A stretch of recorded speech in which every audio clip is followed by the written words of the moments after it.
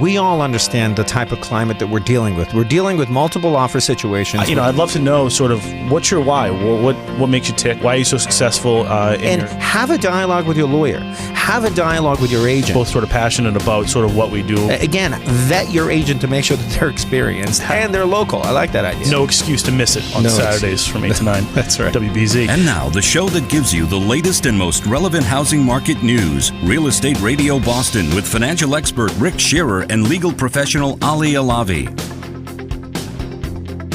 Now, Ricardo, you handle this niche, and this niche is really working with developers. And I'll be honest with you, I know a lot of real estate agents, and I think a lot of real estate agents can't do what you do.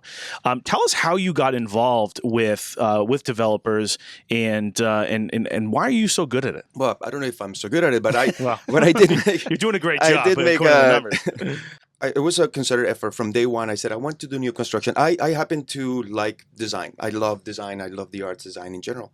And I figured that one way for me to create a niche within real estate is thousands of us in the city alone.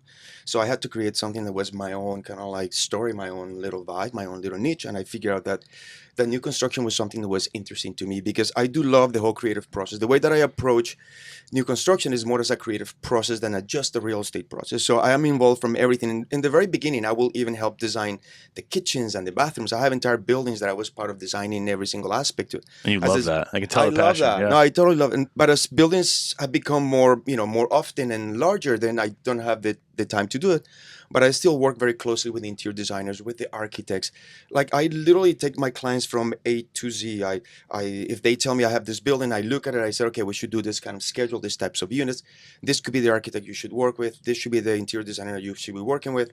Put all those things together, work with them very closely, and then take them to fruition. And what it allows me to is that by the time that I hit the market, by the time that I go into the buyer pool, I know everything about this building, and I've helped kind of like create the story for the building, and I know the building very well. So when I go to articulate the value proposition of that building, I know everything. I'm not just going there and selling a unit. I'm selling a lifestyle. I'm selling a story that goes with it. And I think that is what has been a successful element for me. And I think that is really generally my point of differentiation with other people that are doing new construction. Do you find developers resisting your suggestions, or is the fact that your success, your story, your track record sort of is compelling enough that they'll just trust in what you have to say? I have been very fortunate. I have a group of developers that are have become very good friends, and that we have created a very nice kind of like trusting relationship with. And at this point, they don't take every single suggestion that I give them, right? There's gonna be some resistance, some give and take, right? But I think that they trust the majority of the recommendations that I bring to the table, because they also realize I am on the ground. So I am listening to what buyers are saying. I'm listening to what agents are saying. I'm interacting with sellers. I have. It's not like I am in a little tower that is only new construction. I also have my general brokerage. So I'm in general interaction with what's going on with the market. You invest a little bit of yourself, a little bit of your soul in every single project, and it comes through. It comes through your marketing, the design, the team that you put together, etc. Is it difficult to part way from that project ultimately when it's done? It's like sending your baby to college, I think. Yeah. That's right. But what is nice is that I drive by or walk by all these buildings, and I look at them, and I remember them. I literally, every time that I walk by a building that I've had something to do with, I look through the window. I'm not picking through the windows, but I look right at the windows. There's ways that you can have assets. There's ways that you can have strategies where no matter what certain things might happen, be it the weather or be it unexpected things that life might throw at us, to know that financially you and your family are going to be okay at the end. Your mortgage is going to get paid. You're going to be able to send your kids to college. You're going to be able to accomplish the retirement dreams that you have. I think that's a powerful peace of mind that each individual, each family should have. Takes a lot of stress off the table. 100%. Do you think that a lot of people emphasize real estate as sort of their core strategy with regards to investments? And I personally believe, and I may be biased based on my practice, but really based on my own experience, that I am heavily real estate favored and not necessarily market favored. Do you think that's a mistake or not?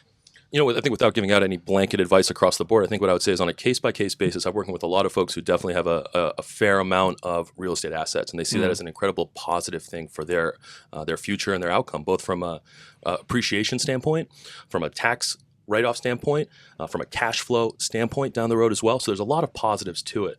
But what I would tell you is this, is I think that making sure that each cohesive plan is really weighed with the pros and the cons and done so conservatively. Because I think you guys would agree, real estate can be a pretty emotional thing, can it? Oh my God, absolutely. And I think that making sure that you have, what's that saying? You can't see the forest from the trees sometimes? That you have someone who's outside of the forest perhaps giving some insight and making sure that the decisions that you're making are sound, based in smart financial logic, and that you've really weighed the pros and the cons in a conservative way instead of kind of having your head up in the clouds sometimes, as some of our listeners might feel sometimes when they see that dream property or things along those lines. Do you find your clients not having reasonable expectations? I mean, they're trying to set sail, they're trying to accumulate wealth, they're setting certain goals, obviously, and you're managing those goals in providing that individual independent plan for them. Do you think that they don't really pull back and say, okay, is my goals realistic? Or, I mean, we talked about it during the break about the fact that particular individual that wants to jump into home ownership may not be thinking about the fact that they have to pay real estate taxes and condo fees and insurance and so on and so forth. You know, I think I almost see it on both sides of it. I think I see just as many folks who are overzealous and perhaps might be overhyped as many folks who I come across who are perhaps selling themselves short and maybe perhaps not realizing what their full potential is.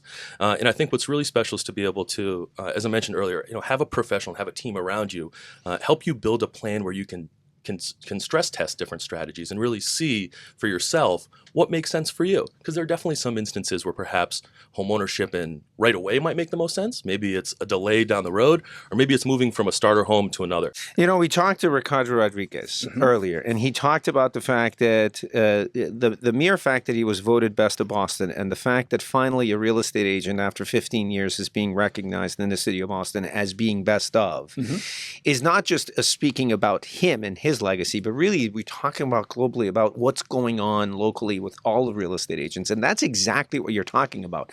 That shift that has come as over time with individuals that didn't necessarily educate their clients. They didn't talk about the fact that we should put these appliances in it. And you didn't feel you had an advocate. But now you've learned from that and you're truly an advocate for your clients. I am. You're absolutely right. And it's that learning curve was, for me, the jumping off point of what I wanted to do to protect people. I went into it not from a way of thinking about making money. I was a professional athlete prior to real estate and was making an okay living, was doing all right.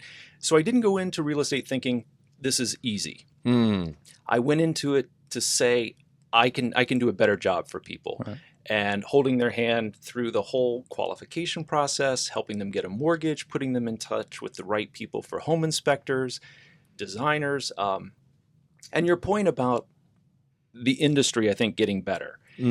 There's a lot of competition in the business, and I think it has weeded out a lot of people that maybe were not so transparent, were not so truthful with the people that they were working for. And I always say, if you go to a cocktail party or a dinner party and you do a great job for somebody, you're very fortunate if they tell one person. Exactly. And if you do an awful job for somebody, Right. they are going to blast you every chance you get. And all we have in this industry really is your reputation. We don't have a product. There's no money back guarantee. There's no sales receipt to hold on to. Right. So if you do a good job for somebody, you might get another client or referral. Now, fresh perspective on your side. I mean, you've been on the buyer side, seller side, renovator side, landlord side, tenant side, so on and so forth. So, I mean, I think, you go back and you tell, what's a perfect doctor? A perfect doctor is the one that's been a patient at one point and understands the system and has been through it. You've been through it. And so you draw from all that experience to be able to educate your clients to be able to get through the process. Absolutely. Well, one of the things I wanted to talk about is this relocation client, because, I mean, obviously Boston being the hub that we are, and now we're attracting all these different executives, all these different companies that are coming here. There are individuals that are relocating to this geographically here, and you happen to service a ton of relocation clients. What are the unique challenges associated with relo clients? I think not knowing anything about where they're going to live, where they want to live. Do they want a condo? Do they want a townhouse? Do they want a single family? Do they want maintenance? Do they want to pay a condo fee and have everything taken care of for them? It really is a learning experience, and it takes a lot of patience. I am a certified relocation specialist with Coldwell Banker, and I feel privileged to be in control of helping people change their lives and find a new house in a city that's very foreign to them.